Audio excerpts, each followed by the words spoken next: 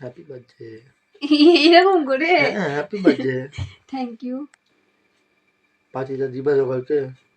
কেমন করে কথা বলে? ভিডিও অন করলাম তাই নাকি? কালকে পার্টিটা দিবা না? হ্যাঁ দিব, যে তুমি দিবা না সবাইকে? আমি কেন দেবো? আমার জন্মদিন। আমার জন্মদিন? তাহলে তোমার জন্মদিন তো ঠিক তুমি আছে, কালকে ভালো দিবা। করে বলো, ভালো করে বলো। কি ভালো করে বলবো? Happy birthday. আচ্ছা পার্টিটা দিও, ঠিক আছে? অফ ক্যামেরা যেরকম বলো সেরকম বলো। অফ ক্যামেরা কিভাবে বলবো? যেরকম করে বলো সেরকম করে বলো। হ্যালো বন্ধুরা, কেমন আছো সবাই? আশা করি খুব ভালো আছো, আর তোমাদের ভালোবাসা আমি অনেক ভালো আছি। তো আজকে চলে এসেছি আমার বার্থডে ব্লগ নিয়ে। হ্যাঁ, ব্লগটা একটু দেরি হলো ঠিকই, কিন্তু আমি তোমাদের সাথে অবশ্যই শেয়ার করবো। তো দেখো, সকাল সকাল ঘুম থেকে উঠে পড়েছি। এখানে আমার সকাল মানে তখন ওই 8টা-9টা প্রায় বাজে। তো এখন আমি বিছানাটা ভালো করে গুছিয়ে নেবো, কারণ বাসি বিছানা আমি ফেলে রাখি না। তো আমি এখন বিছানাটা গুছিয়ে নিচ্ছি, আর তার আগেই আমি এখন জানলাটা খুলে দিয়েছি, কারণ জানলা দিয়ে না খুব সুন্দর একটা রোদ আসে। তো সেই রোদটা গায়ে লাগলে খুব ভালো লাগে। তো চলো আমি এখন এক এক করে সমস্ত রকমের ব্ল্যাঙ্কেটগুলো গুছিয়ে নেবো, কারণ আমার ঘরে অনেক কটা ব্ল্যাঙ্কেট আছে। আর তারপরে আমার বর বেরিয়ে গেল কাজে। ও আজকে একটু তাড়াতাড়ি কাজে বেরিয়েছে। আর আমাকে দেখো কত বড় জুতা পরে আমি নিচে এসেছি। আর এইদিকে দেখো ড্রেসিং টেবিলটা প্রচন্ড নোংরা হয়েছিল, তো সেটাও আমি গুছিয়ে নিয়েছিলাম। আর তারপরে আমি চলে এসেছি ছাদে, কারণ অনেকগুলো জামা কাপড় আছে। আর আজকে একটু শ্যাম্পু করবো, কারণ আগে শরীরটা একটু খারাপ ছিল, তো সে কারণে অনেকগুলো জামা কাপড় জমে গেছে। আর একটা জুতা আছে, সেই জুতাটাও আমি আজকে ধুয়ে দেবো, কারণ অনেকদিন হলো আমার বর জুতাটা পরছে, তো সেই জন্য আমি আজকে ধুয়ে দেবো। খুব নোংরা হয়েছে। আর দেখো কলটা ছেড়ে দিয়েছি, গামলাতে আস্তে আস্তে জলটা পড়ুক। গামলাটা ভরে গেলে আমি জামা কাপড়গুলো কেচে নিবো। জামা কাপড়গুলো খুব একটা বেশি নোংরা হয়নি, ওই একদিন দুদিন করে পড়েছে আর রেখে দিয়েছে, তো সেভাবে রাখতে রাখতে অনেকগুলো জমে গেছে। আর শুধু একটু বিছানা চাদরটাই বেশি একটু নোংরা আছে। তো আমার জামা কাপড় কাচা হয়ে গেছে, এখানে স্নান ধানও কমপ্লিট হয়ে গেছে। তারপরে আমি চলে এসেছি গোপুদেরকে সেবা দিতে। আমার শাশুড়ি একবার পুজো করে গেছে, আমি শুধু এখন একবার সেবা দিয়ে দিলাম। তারপরে নিচে এসে প্রচন্ড খিদে পেয়ে গেছিলো, কারণ সেই সকালবেলা ছাদে উঠেছি, তাই নিচে এসে আমি আগে খেতে লেগেছি, কারণ আমার খুব খিদে পেয়ে গেছিলো। আর আমার যা শ্বশুরমশাইয়ের জন্য রুটি আর ডিমের অমলেট করেছিল, সেটাই আমার জন্য রেখে দিয়েছিল, তো আমাকে আবার সেটা দিল। আমি এখন সেটাই খেয়ে নিচ্ছি। খেয়ে দিয়ে আমি এখন চুল আঁচড়ে নিয়েছি। আর আগে আমি সিরাম লাগিয়ে দিচ্ছি। আগে আমি চুল আঁচড়াই না, আগে সিরাম লাগাই, তারপরে আমি চুলটা আঁচড়াই। তাহলে চুলের যে জটগুলো থাকে সেগুলো ছুটে যায়, আর চুলটা খুব ভালো লাগে দেখতে। আর সিরাম লাগানোর পর থেকে না চুলটা বেশ ভালো লাগে দেখতে, খুব একটা কড়া হয় না, আর বেশ সফট হয়ে থাকে। সিরামটা খুবই ভালো কন্ডিশনারের থেকে। আগে কন্ডিশনার লাগাতাম, কন্ডিশনার লাগানোর পরে না একদিন দুদিন পরে চুলটা কড়া হয়ে যেত, কিন্তু সিরাম লাগানোর পরে চুলটা আর কড়া হয় না। আমার যতদিন ইচ্ছা আমি ততদিন রেখে দিতে পারি, চুল আমার নরমই হয়ে থাকে। আমি এখন এখানে চুলটা বেঁধে নিয়েছি, এখন আমি সিঁদুর পরবো, কারণ চুল খুলে সিঁদুর পরতে নেই। তো চলো, আমার সিঁদুর পরা হয়ে গেছে, তাই আমি চুলটা খুলে দিয়েছি।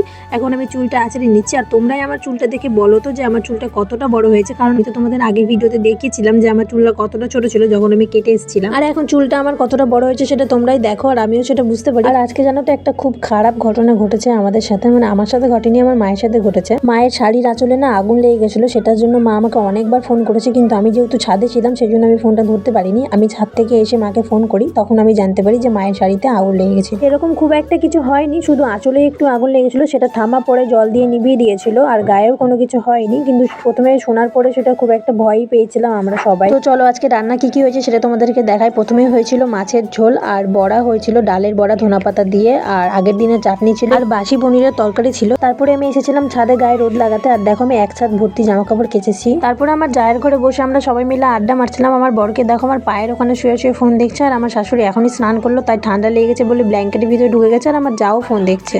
হ্যাপি বার্থডে বলো। Happy birthday. বাসি হ্যাপি বার্থডে। বাসি সকাল থেকে কিন্তু একবার বলিনি, কালকে বলেছিল। না, সকালে তো আমি রাতে 9টায় ঘুমিয়ে গেছিলাম, তারপরে সকালে অনেক কাজ। এবার বলো ওকে তোর মার কাছে পাঠাবো। কি জন্য পাঠাবা, কি জন্য বলো? খাস না দে, কি খায় না? এই যে বিট গাজর, এই যে মৌসুমী গুলো, ওগুলো খাওয়ার জিনিস খাবো, খাওয়ার জিনিস খাবো। ভিডিও করছিস তোমার এই বছর থেকে জ্বালিয়ে জ্বালিয়ে এখানে দিয়ে এখন আমাকে জ্বালাচ্ছে, খুব জ্বালাচ্ছে। কি জ্বালাচ্ছি? বিটি বলো কি দিয়া তোমার এরকম হয়েছে, তো তুমি একটু বিট আর একটু গাজর চাইটা দেখো। না তো খেলাম না, তখন খেলাম যে গাজর গোটাটাই খেয়েছি। শুধু ওই না, 3টাকেই কালী চুকে তো ফল জানোই সস্তা। ওর কোনো ঠেকা লাগেনি, আমি গোপালের জন্য কিনবো, এই যে ওর জন্য মৌসুমী গুলা কিনলাম, যে খা, খেয়ে যদি রক্ত হয় শরীরটা ভালো থাকে, ওর জন্য আমি কিনলাম ফলটা। হ্যাঁ তো খাবো, একদিনে খাবো, কালকে খাবো, না খাবি কালকে খাবো, যে কালকে খাবো। তারপরে আমরা এখানে শাশুড়ি বৌমা মিলে এখন আটা মেখে নিচ্ছি, আর একটু জল গরম করে নিয়েছিলাম, কারণ জল গরম করে আটা মাখলে আটাটা ভালো মাখা হয়। তারপরে মা আমাকে এখানে জন্মদিনের প্রথম পায়েসটা খাইয়ে দিল, আর জন্মদিনের পায়েস রান্না করার জন্য আমার শ্বশুরমশাই দুধ আর খেজুর গুড় এনে দিয়েছিল, তো সেটা দিয়ে আমার শাশুড়ি মা আমার জন্য পায়েস বানিয়েছে। তো প্রথমেই মা আমাকে সেটা খাইয়ে দিচ্ছে, তারপর আমার শাশুড়ি মা আমাকে খাইয়ে দিবে। জন্মদিন বলে কথা, আর মা যদি এসে আমাকে পায়েস না খাওয়ায় তাই কখনো হয় নাকি। তো এখানে আমার শাশুড়ি মা আমাকে এখন পায়েস খাইয়ে দিচ্ছে, আর পায়েসটা রান্না করেছিল আমার শাশুড়ি। কি যে ভালো হয়েছিল খেতে, আমি কি বলবো, এত সুন্দর লেগেছিল আমার পায়েস খেতে। এমনি সময় তো আমি পায়েস এখন অতটা পছন্দ করি না, আর এখানে আমাকে পায়েস খাইয়ে দিচ্ছে আর আমিও খেয়ে যাচ্ছি। পায়েস লুচি আছে, খেয়ে নাও। বলছে জন্মদিন কার, ওটাই বুঝতে পারছি না, আমার না তোরটাই বলছে। থালা সাজিয়ে কই, লুচি আর ওই পনিরের ভর্তা আর কি বলে পায়েস। হ্যাঁ, বাঁধাকপি তরকারি তো হলো না। খাও খাও, একটু খাও, ভালো লাগবে, খাও। মা খেয়ে দিয়ে চলে গেল মাসির বাড়ি। মা তো খাবে না করতে করতে জোর করে খেলো। তো তারপর আমরা বেরোলাম ঘুরতে। কোথায় যাবো না যাবো এখনো পর্যন্ত জানি না। আমি আমার বরকে বললাম কোথায় নিয়ে যাবো, বললো দেখি যেদিকে দুই চোখ যায় এখন যাই, তারপরে দেখা যাবে। তো শেষমেশ আমরা আসলাম কুকুরকুতে। আজকে প্রথম না, এটা নিয়ে আমাদের 3 বার হয়ে গেল আসা। তো আমি তোমাদেরকে রাস্তাটা দেখিয়ে দিলাম। দোকানটা খুলেছে ট্রেন্ডসের অপোজিটে, পল্লীশ্রী মাঠের একেবারে পাশে। আমরা তো অনেকবার এসেছি, তোমরা একবার এসে ট্রাই করে নিও, ভীষণ ভালো টেস্টি খাবার পাওয়া যায়। এখানকার ফেমাস খাবার হচ্ছে কুকুরকু। আমরা নিয়েছিলাম কুকুরকু, চিকেন উইংস আর popcorn. Happy birthday to you. Clap clap clap clap. বাটি বেরালো। মাকে প্রথমে না দেখ কেমন ভিডিও করবে না, তোমার ভিডিও করছে। হাত দিয়ে হটে দিয়েছে। আগে বরকে দাও। বাবা বল খাওয়া দে। ভাই এদিকে আমি তো কথা বলি। এখানে তুই এখানে দেখ, যদি কিছু বল ভাই এক্ষুনি বল।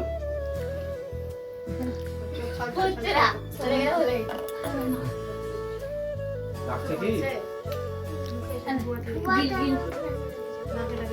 আমার বর আমার বার্থডেতে আমাকে সারপ্রাইজ দিয়েছে, সেটা আমার আনএক্সপেক্টেড। আমি ভাবতে পারিনি যে আমাকে এইভাবে সারপ্রাইজ দিবে।